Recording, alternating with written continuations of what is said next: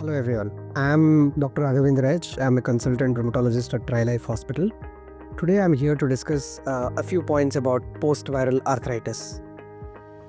In the last few months, probably in the last 4 to 6 months, I've seen a lot of patients suffering from this issue of post-viral arthritis. I think there is an increase in the incidence of chikungunya or chikungunya-like virus in the last 3 to 4 months.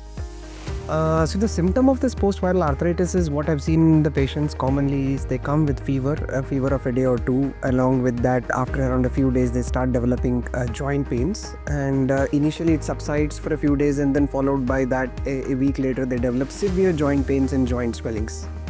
Now it's so debilitating that they find it difficult to do their routine day-to-day activities. Previously, we know this entity of post-viral arthritis through other common viruses also. So every year we used to see a few patients with this issue.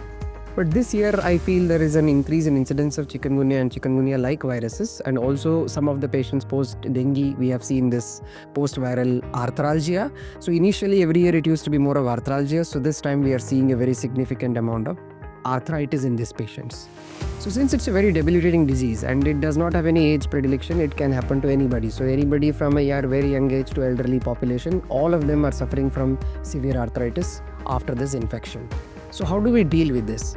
So when somebody comes with this issue, we generally run a few blood investigations and we try to identify what is the level of inflammation in blood.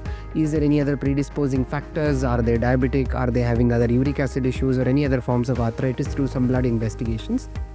And why it is important is because there is no temporary solution to this problem. So if you take any painkillers or any kind of other analgesics, it will work for a few days. It might work till the days you're taking it, probably for 10 days, 2 weeks, and then immediately once you stop, the pain comes back and the swelling comes back.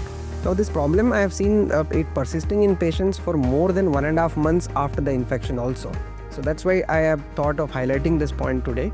So what as a rheumatologist I can help you in this scenario is when you come to us, so we would be also using arthritis medications in this scenario, which are not actually painkillers or steroids alone.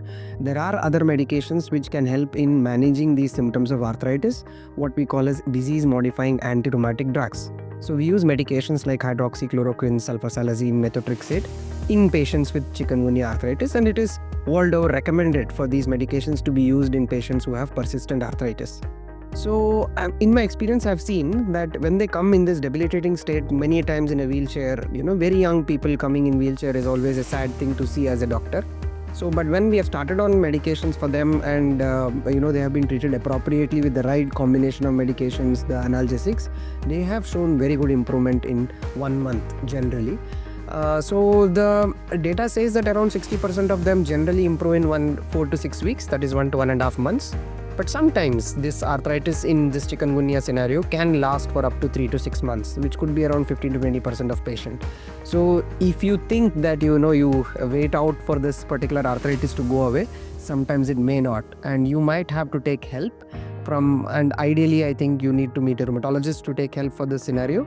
And there is also a risk of developing future arthritis also. So you can develop a rheumatoid arthritis 5 years down the line or 4 years down the line. So somewhere addressing the problem when it has started with the right set of medications, I think is going to give you a permanent solution. And also it is going to make a quality of life easier, because you can't keep taking leaves from office all the time. So you can't tell about the same problem again and again to the office. So they will also think that probably you're not taking the right help.